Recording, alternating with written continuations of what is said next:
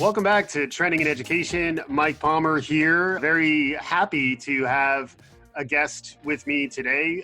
Bryan Alexander is an internationally known futurist, researcher, writer, speaker, consultant, and teacher working in the field of how technology transforms education. He recently finished Academia Next, the Futures of Higher Education for Johns Hopkins University Press. His two most recent books are Gearing Up for Learning Beyond K-12 and The New Digital Storytelling. I saw Bryan MC at the Ithaca Next Wave conference in December, and I was struck by his thoughtful, engaging way of leading a conversation about the future of education. Very pleased to welcome Bryan to Trending in Education. Bryan, welcome to the show. Thank you so much, Michael. It's great to be here. You're someone who spends a lot of time thinking about the future of education, higher education in particular. Any top level takes on what's on the horizon? Well, there's a lot going on, and I think the US is quite different from the rest of the world because we have a very different financial model for higher education than most of the world. And we also have a kind of different demographic setup. I mean, worldwide, the tone is that every nation wants more and more people to have more and more higher ed experience. I mean, everything from certificates and 2-year degrees to graduate schoolwork. And everyone wants to improve the quality of that. So it's a kind of boost for quality and quantity worldwide.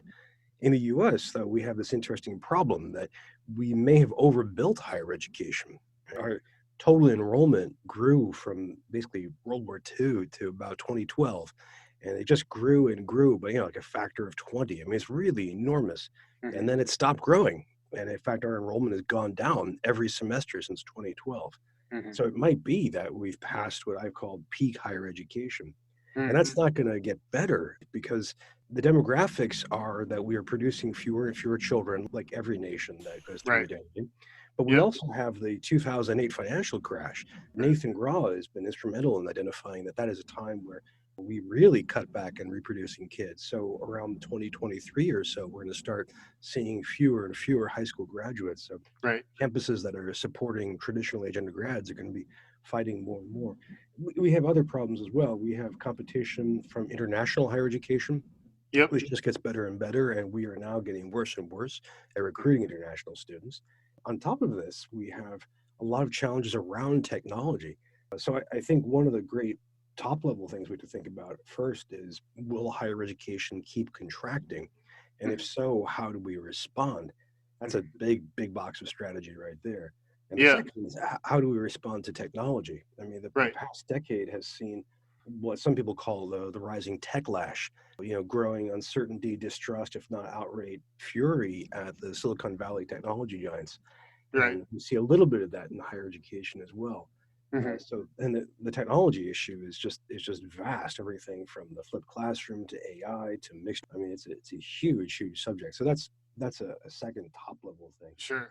Yeah, and it does make me think about online education and the role that it plays in the same conversation in terms of opening up access, but also potentially being a real disruptor to the middle tier of traditional US higher education. And then similarly, as more of the modes of education start to disrupt traditional boots on the ground, butts in the seats, higher ed, I think that you'll see more disruptive models begin to eat away at the edges. Sadly, Clayton Christensen just passed away, but I think the whole concept of the innovator's dilemma for higher education is a really interesting concept to play with. And as those economics start to shift, the role of adjunct faculty is also an interesting aspect to the broader ecosystem. I saw that Academia Next is dedicated to adjunct faculty. Can you explain why that is? Sure. And for listeners, especially who are outside of the US, who might not know the term, adjuncts refer to faculty members who are usually part-time, who do not have long-term contracts. That is, they are hired or rehired on a semester-by-semester basis, an individual class basis. And they are now the largest population of American faculty. By far, they are what some call the new majority, as the proportion of faculty who are tenure track continues to shrink. And I dedicate the book to them because I think, and this is why I said the dedication, I think based on their size, adjuncts do more than anybody and based on how they're treated with less than anybody to Mhm. reform higher education. And by how they're treated, I mean that they don't have the protections of tenure. They often are paid very, very badly. Yeah, Don't have support, everything from healthcare and retirement to staff support or even offices. right. Uh, and And even their ability to organize, which is another topic that it does is. bubble up from time to time. It is. We have seen adjunct unions form up, Mhm. but that's very hard to organize. Again, you're talking about largely a part-time population, Yep. and who are also very sensitive to the fact that they can be retaliated against or simply just not hired again. Right. Uh, and in fact, today, Duquesne University won a battle in court to not recognize their adjunct union. I mean, this is not, in a sense, this is academia specific. In a sense, it's not. It's academia specific in that this was not done to academia. No, there was no federal law that said you shall reduce tenure. Right. Higher education made this happen, and we made it happen by overproducing PhDs, Mhm. by not evilly trying to save costs. Right. Costs everywhere. But Right. we did this to ourselves. But it's also part of the general changes in the labor market in Mhm. the developed world, in the sense the move towards casualization of labor, the reduction of union behavior. Right. I mean, that's in a sense, academia is a kind of microcosm of what's going on in the rest of higher education with increased. Yeah, and the economics are frequently the driver of the change within the domain, as opposed to maybe loftier policy considerations. At the end of the day, the majority of these institutions are struggling to meet their budgets. That's why the innovator's dilemma does come to mind, where it does feel like there are aspects of the business model, the structures of traditional university in jeopardy now as more disruptive new models of just in time education, upskilling are emerging. And it does seem like there is some real existential threats that are emerging. I don't know if you have any thoughts of that, particularly around the innovator's dilemma and the idea that Yeah. higher education at the scale that it's been built, to your previous point, may just be at a point in its evolution that it's ready to be disrupted by new models that will emerge from the outside. Do you have any perspective on that? I do. It's a tricky question because when you read Christensen and when you read the articles and book he wrote with Michael Horn, the original Innovator's Dilemma is referring to a simpler industry model. Mhm. Higher education in the U.S. is enormously complex. I don't mean that as a cliche or as a hand waving. I mean that we have everything from Research One universities that are international stars, to community colleges, to liberal arts colleges, to Mhm. state schools, and they really run the gamut. The Innovator's Dilemma is based on a product or a service, but usually a product, Yep. that is much lower cost and often lower quality.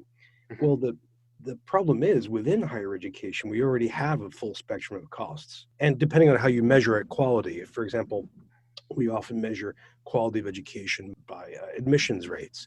So Mhm. a school like Harvard will be positioned as very high quality because it turns away so many people. Right. Where community colleges and a lot of state schools will look as low quality because they either have open admission or in Mhm. effect admit everybody. But the prices are also all over the map. So in a sense, if you introduce an online school and you want to compete with higher education, what you end up doing is you're really competing up and down the market. You're going to charge $5,000 a semester, and well, you're going to compete with some of these schools. You up it to 10,000, you're going to compete with some of those. So Right. it's not the usual pattern. The second problem, though, is that the innovator's dilemma is based on the idea that something is slightly lower quality manages to get ahead. I often think about that in terms of, say, Windows and Mac. Right. Windows is not quite as good interface, but it conquered the world, right? Sure. Uh, in terms of quantity of installs.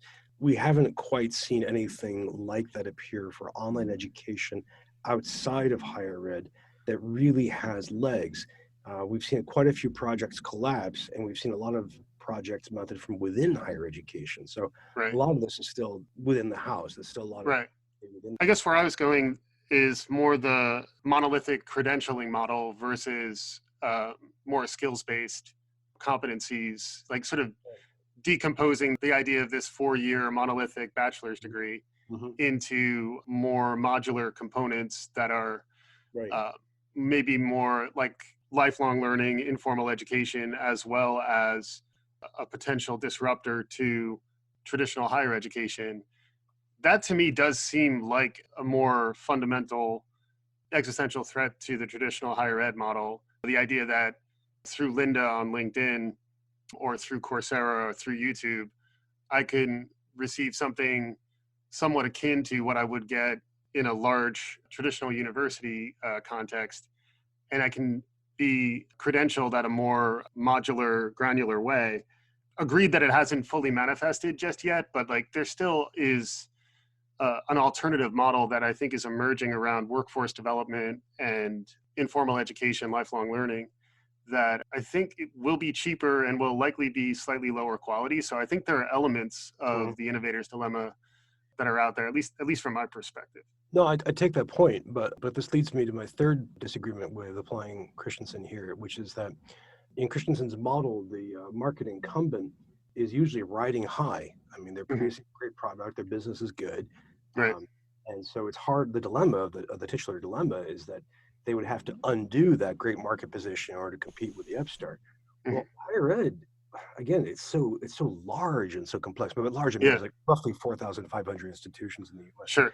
and which is about a quarter of the world actually. And so you look at that and you think, well, there's a lot of conservatism and there's a lot of Hmm. entrenchment, but at the same time, there's a whole ferment of creativity and development. So Yep. people are trying these things. I mean, you have competency-based education in the upper Midwest. You have people trying out micro credentials. You have people trying out badges of all kinds. Yeah. Uh, and so that's all happening. So higher ed is actually more flexible and more competitive than it seems. But what you've identified is a key thing. You get a few examples of people outside of higher ed who are able to offer a very limited product, and this is actually a problem within the university, which I'll come back to. But they offer a product like a coding academy, Hmm. or say a for-profit program on emergency services or a particular healthcare practice. And they're able to do that because it's very niche, it's very scoped out, it's a very limited product, and they can offer that and try to do it better with better results than higher Hmm. ed. And sometimes that works, and that I think is so far the only case we've really seen.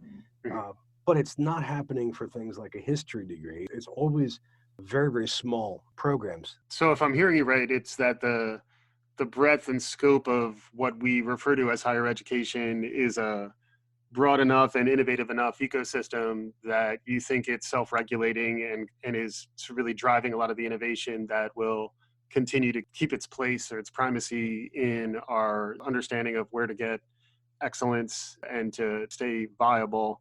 And you don't see as much of a real disruptive threat from workplace skills development and sort of more modular component based online delivery. That's where I do see the latter model. It's also partly my background. Like I've spent Right, 20 years doing e-learning development, right. but it does feel like there's a lot more ability to be flexible, creative, and leverage emerging technology when not tethered to the overhead that comes with the institutional aspect of higher education. Yes, generally. It's quite a bit of life in academia in the Hmm. US. But we're also in a big sprawling system, so we're quite easily capable of having extreme reactionaries and extreme radicals in the same department, much Yep. less the same university. So I think we can do that, but that doesn't mean that all is good. We have part of the problem is the word university that comes about the idea. Famous California academic leader tried to call the term multiversity. You want to really stretch and contain all of the curriculum, all the intellectual world that you can. You're going to Hmm. offer very uncommon languages, very specific sciences, and all that. And sometimes people use the shorthand of referring to that as trying to imitate Harvard. And basically, it's very, very difficult to do. And what's happening that we've been seeing is campuses cutting programs that basically speaking, don't enroll as much as others. Hmm. Uh, Generally, it's pretty predictable which ones. They're often the humanities, often the arts, languages. Yep. Sometimes a science, if it hasn't connected well to grad school or degrees. Sometimes education, in part because we're seeing a narrowing of the K through 12 teacher pipeline.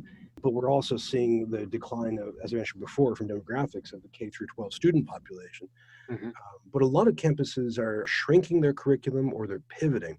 So Hmm. they shrink by getting rid of the ones that, generally speaking, that just aren't bringing in the students. That's the idea. But then they pivot to offering programs that they think will bring in more students. Sometimes they're ones that are established to be popular. So you think about business. It's kind of hard to go wrong offering business. Across STEM, it's uneven, but the full spectrum of allied health, I mean, everything from Yeah. biology and psychology to surgery, the IT for healthcare, hospital administration. I mean, that's Hmm. that. Again, this is where the U.S. is unusual. We have this kind of double threat that is pushing healthcare to be larger and larger. One is demographic.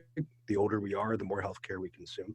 But Right. also we have this banana system of financing healthcare, which is Right. making healthcare more expensive, less productive, Yeah. more complicated. And Hmm. as a result, it's a great business to get into. I mean, Yeah. unless we elect President Sanders or Warren and they manage to have a Congress that wants to do what they do and they manage to push all this through within a decade, even so, I mean, you've got like a decade at least of this kind of thing shambling along. So Yeah. if that's the case for a lot of colleges and universities, there's no real downside for them in opening a new program in radiology or in physical Sure. therapy. And Right. so we see that kind of growth. It may just be that for the majority of campuses that aren't Harvard, they are pivoting and they're Hmm. moving away from history, away from philosophy, and adding more of these. I mean, I can mention other programs. Think about IT, especially cybersecurity. Hmm. You think about a lot of the hard sciences. Yeah. Also, think about security. You have quite a few programs in prison administration and Yeah. policing, and security, and so on. Not to mention data science too, which is the other term of Absolutely. art that it's almost like Yeah. a cash cow for a university to throw their hat in the ring because they know that there's market demand there. Well, there And is market demand, and the demand is just going to keep growing because right. we keep generating more data, which means we have to have more methods of managing it, hence degrees of Yeah. freedom. Plus, Yeah. but Yeah. also preservation is a nightmare problem that we're nowhere near beginning to address. Right. So I think higher education is kind of just shuffling across the curriculum right now. Right. Trying And to and I guess that I think we'll want to pivot maybe a little more towards some of the scenarios you outline in Academia Next. But I think the point that you're making that I want to make sure I understand too is that there are aspects of higher ed that have those faster cycle times so that they can be experimental and iterative and innovative. And it's easy to dismiss that, but like that is happening really throughout the higher ed ecosystem. And maybe one of the things that we can look to do on this show and love to get your perspective is to how do we showcase and highlight where the model is being reinvented and it is sort of being done so in a modern, maybe future thinking way within higher ed. a lot Yeah. of examples to find, Yeah. and one problem is that higher education is so disintegrated. We don't have Hmm. individual states, rarely have a thoroughly organized state system, and when they do, they've got lots of private institutions which are completely independent. Yep. Uh, U.S. as a whole, and we only started really doing national policy in higher ed in the 1960s, Right. uh, so it's pretty light. I mean, it's hard to keep up with that. But the one thing that we're running into, though, I mean, we are addressing a lot of problems. I mean, I'm very excited about things like open education resources, which Yep. give the ability to cut the cost of textbooks and materials. But one thing that we haven't solved, even with the adjunctification of the professoriate, is the real cost problem. I mean, Right. right. The fact is that if you want an education, you have to pay for trained experts. You know, Right.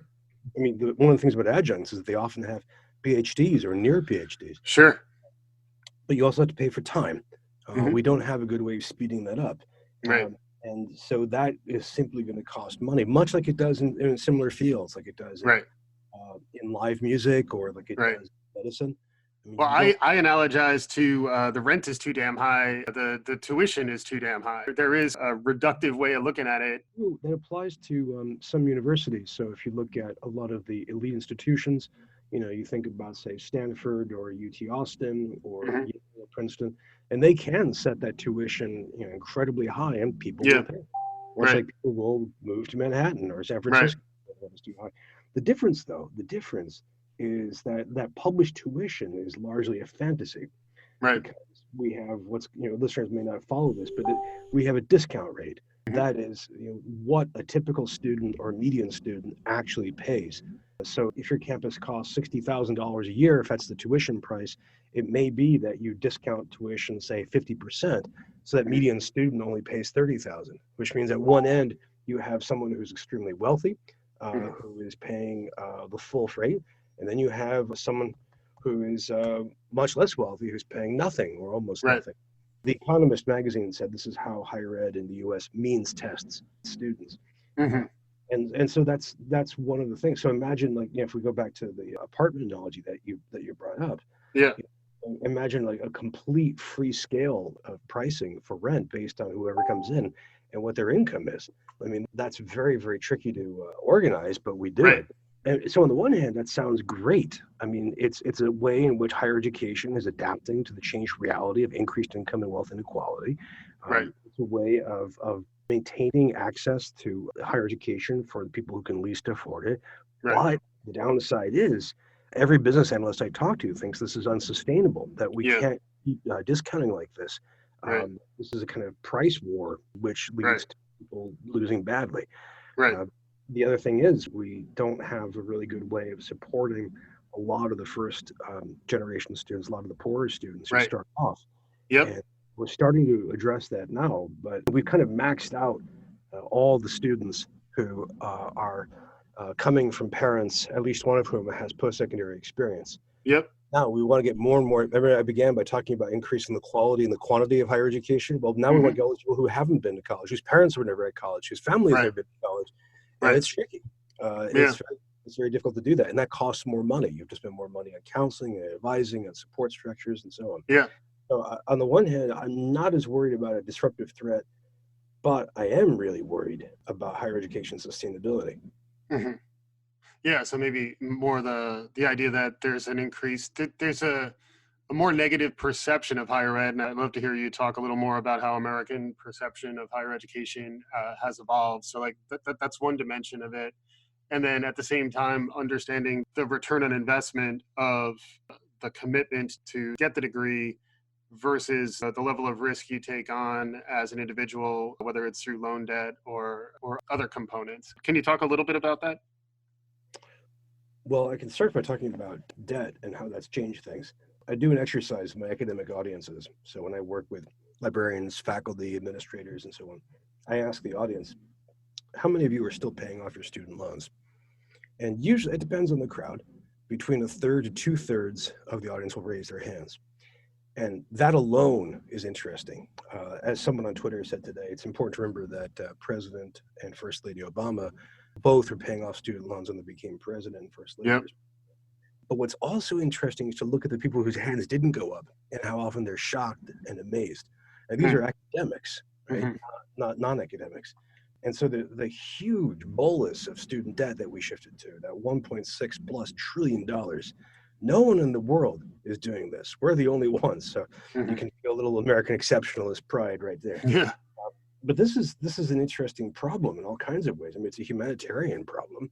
It's impacting the economy in that Hmm. if you're paying off that much in student loans, you're not spending money on other things, which include capital investments. So it may be that student loans is helping depress car sales and home purchases. It's also impacting demographics because people with a giant pool of student loan are less likely to have kids. Hmm. So we're having these interesting, side effects that are being, ricocheted, that go around. Yeah. And so I think that's one part of the problem is the sheer size of that. But we don't have a good way around it. See, that one of the huge developments that happened over the past 50 years that's largely been unremarked on is that we financialized a lot of the US economy. That is, Mm. more and more of the US economy was taken up by financial services. Mm. And for me, one of the most mind-boggling milestones of this was in the 1990s when General Motors GMAC finance wing made more money than the company did actually making cars. Mm. And now, we have the financial sector being this behemoth. Why this matters, in part, it matters because it shapes student careers and student Sure. pathways. But it's also how we decide to finance higher ed. We used to have a public higher education sector that was pretty robust in terms of state financing, Yes. whereas an individual university or college would get 60, 70% of its funding from the state capital.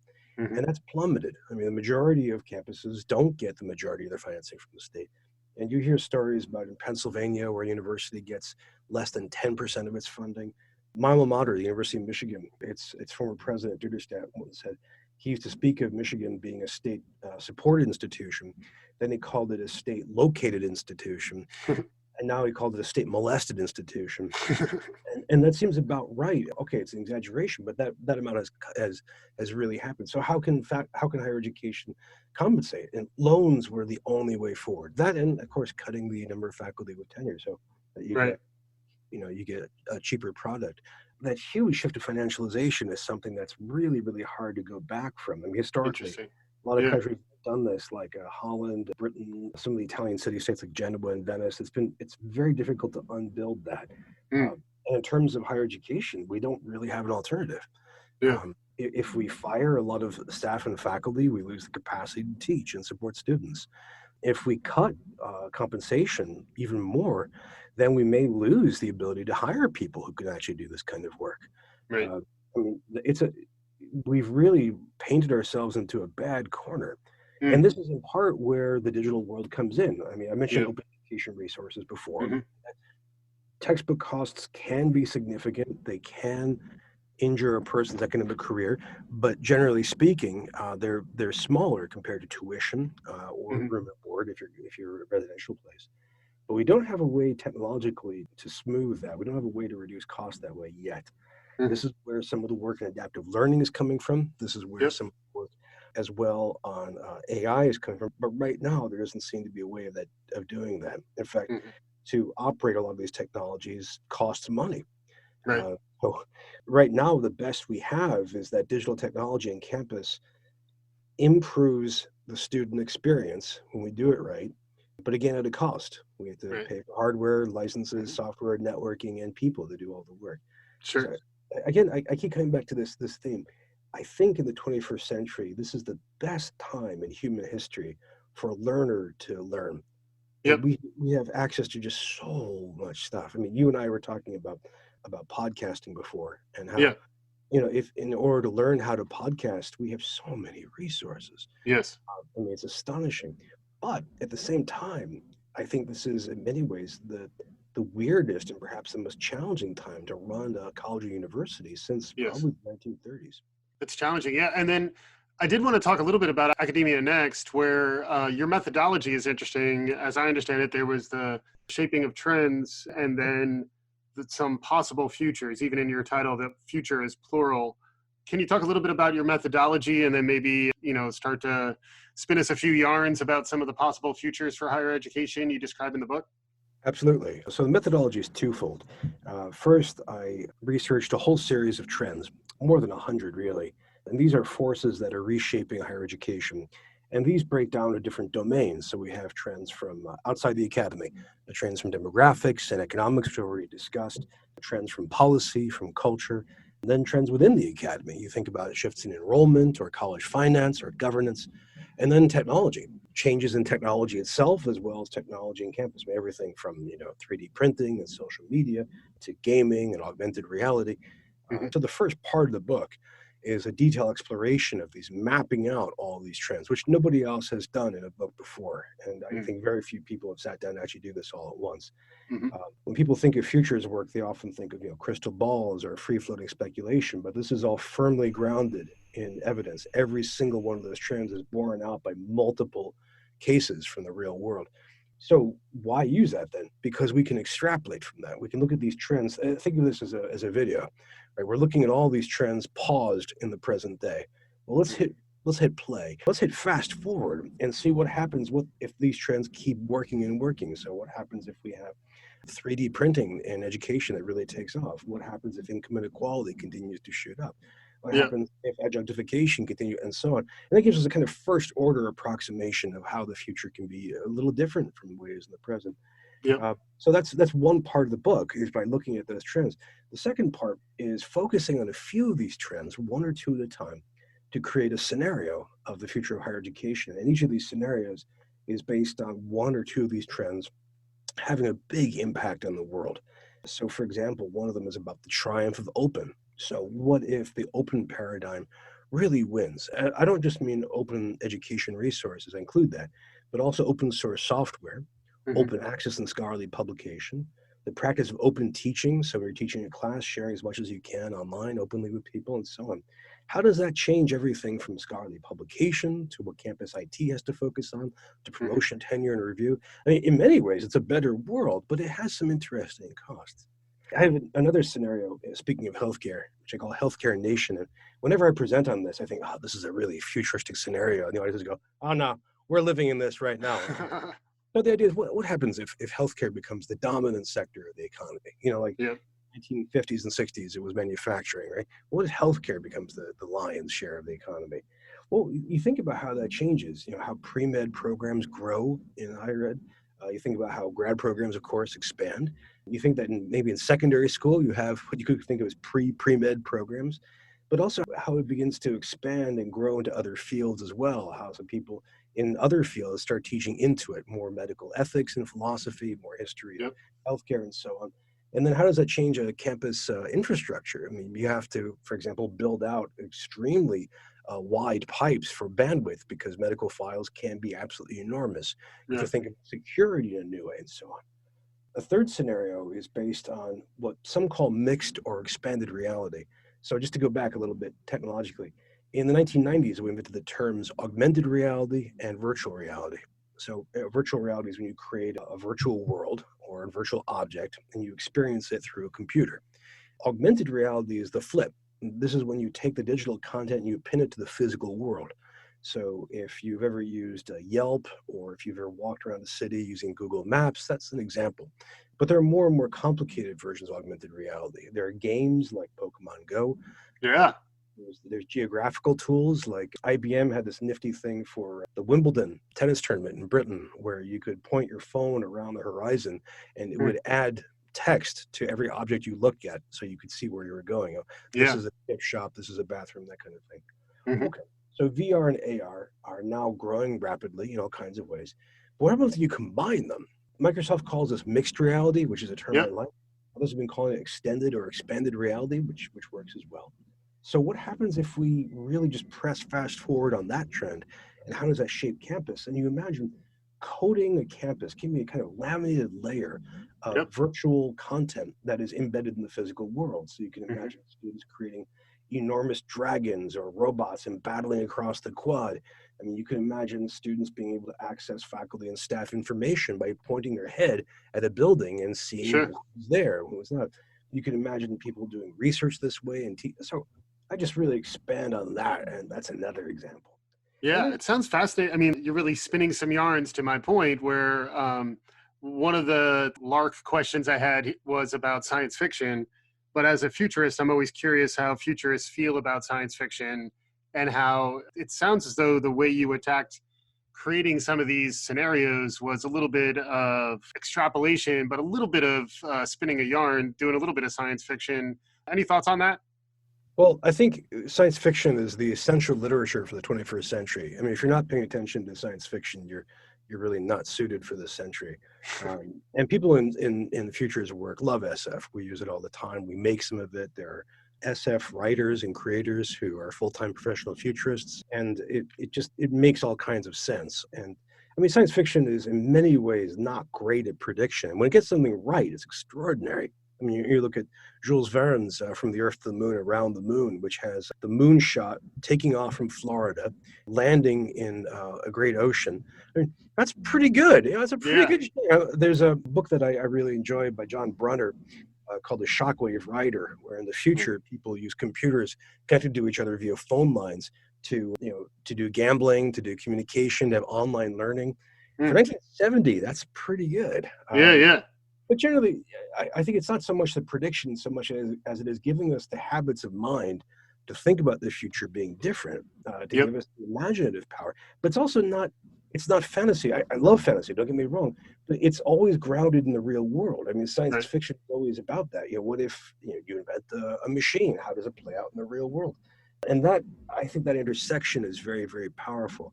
Hmm. And there's a small subgenre of science fiction that's always been concerned about education. I mean, you can think about some of the classic novels like Dune or Ender's Game, which are about Yep. education in a lot of Mm. ways. and a lot of Mhm. stories like this. I hope if I can scrape together the time to push out an anthology of these kind of stories. Yeah. I think it's crucial just to give you that habit of mind to be able to think about the future being different. But also, when I mentioned the world, in some cases we think about science fiction as considering the world in terms of physics, which is great. You know, what if we invent a spaceship? Well, Yeah. how does it work on the dark side of the I'm still moon? waiting. I'm waiting for my hoverboard. It's been a really I long know, time. I know. But at the same time, though, with your hoverboard, science fiction teaches you to think about how this interacts with people. Mhm. So if you have everyone with hoverboards, do we have licenses? I mean, who gets to, Right. do we have art forms that emerge like with skating and skate punk? Right. How do we figure out? One science fiction writer once said it's easy to predict the car. The hard thing is to predict a traffic jam. Uh, Hmm. I think it's the same kind of thing. Is we have to keep thinking about the human. I mean, people often say Frankenstein is the first science fiction novel. Hmm. It's not, but it really is kind of the epicenter of science fiction. It's really, and the key thing about that is not just figuring out how to make life, but how to treat it, and how to Hmm. respond to it. And Yeah. you'll find that every great science fiction story always takes you back to the human, which Right. makes you think, what happens to higher education in the year 2030 or the year 2040? Yeah. To come back to these faculty members, these students, these librarians, these academic leaders, the custodians, these adjuncts who make it work. And that's what we Mhm. have to keep coming back to. Yeah, that's really interesting. Memo to self: bring up science fiction early in the conversation with Brian next time, because I think we could go in many really interesting directions around all of this. We are coming up close to our time, and I'd love to hear from you just more broadly. And we talked a lot about higher education, but I think you were hinting at this golden age for the learner. Anything sort of along that vein to maybe end on somewhat of a hopeful note, like where are we entering maybe a golden age for the learner, and are there trends that you see emerging that maybe are worth noting on that front? Yeah, there's two related trends that always hearten me. When we were kids, if you wanted to create an audio program, you would have to own a radio station, or Mhm. you'd have to go through a long educational cycle to get to the point where you could help work on an audio program. Yes. Same is true of writing a novel, Right. with a publisher and so on. And so we're now at this stage of just unleashed creativity. And some of the digitally enabled creativity we might despise. We might wish we'd gone to our graves without ever having seen. But some of it's really interesting, some of it's really good. And it all finds audiences, which I think is fantastic. And that Mhm. changes education because now we have to recognize that students are makers. Students have always made stuff. I mean, you think of the Yep. proverbial elementary school kids drawing, which is magnetically attached to a refrigerator. Right. We've all written assignments in blue books, or we've taken quizzes and written stuff, or we've done performances. But now the often ephemeral digital world lets us make that more permanent and Yep. more shareable. And that changes how we do teaching in, I think, really productive ways. Hmm. Treating students as makers, I think, is really liberating for students and great for their learning. Related to that, I think this is a hypothesis of mine. I've been trying to test it. So far, I'm pretty successful. I think whenever we invent a new communication medium, we figure out new ways of telling stories with it. This is true of radio, of Hmm. TV, of print magazines. The only exception I can find so far is 8-track. I don't think we ever did this with 8-track. But we did it with long playing records. I mean, if you think Right. about how we shifted from singles to LPs, how that enabled the creation of things like concept albums, think, Totally. Yeah. the Who's Tommy or Jeff Wayne's Great War of the Worlds, right? Right. And I think I know this is happening now as we make stories with computer gaming, through social media, through mobile devices. And again, I think that's great for the human race. That much storytelling, I think, is awesome, especially since Hmm. it's often personal or individual or based in a group. But it also matters for education because telling a story, creating a story is a really different way to approach content that you're working with. And it is in many ways dizzying and daunting, yet empowering. And it teaches you things that you wouldn't otherwise know. I mean, trying to make what makes a good story, that's a whole other body of knowledge. Hmm. And then if you're doing with digital technologies, if you're making with audio or video or game, whatever, you have to learn those technologies. And the result is you get to explore your voice in a Hmm. new way and Yeah. own what you're making. I find that tremendously liberating. So that combination of storytelling and making, those are two of the things that I find just absolutely heartening and exciting about education moving forward. That was fantastic. Always leave them laughing, right? Leave on a good note. That was truly inspirational, and I'm picking up what you're putting down. I definitely think those seem spot on. Bryan, just for anyone who wants to get more of you, hear more of this, learn more about what you're talking about, any recommendations where they should look? Sure. Well, if you're looking for books, you want to look for Academia Next, The Futures of Higher Education, available from Johns Hopkins University Press. I blog pretty ruthlessly at bryanalexander.org. I'm on Twitter as Bryan Alexander. And again, it's Bryan with a Y, Bryan. And I have a kind of overall site for my digital work called the Future of Education Observatory. Just go to Hmm, futureofeducation.us. there you And go. there, at my blog, you can find links to my writing, to my monthly trends analysis, to my weekly video conference, and all kinds of good stuff. And please say hi. I would love to hear from you. Awesome. As you may have gleaned, Bryan is a prolific resource in the space, someone worth tracking. Check out his book, check out all of the ideas that he has out there. He's definitely someone that has been a thought leader that we've been looking to on trending in education. I'm very happy to have him on. And to our listeners, thanks for listening to Bryan, and you'll continue to get great content like this. Subscribe to us, follow us on Twitter and LinkedIn, and we'll be back again soon on Trending in Education.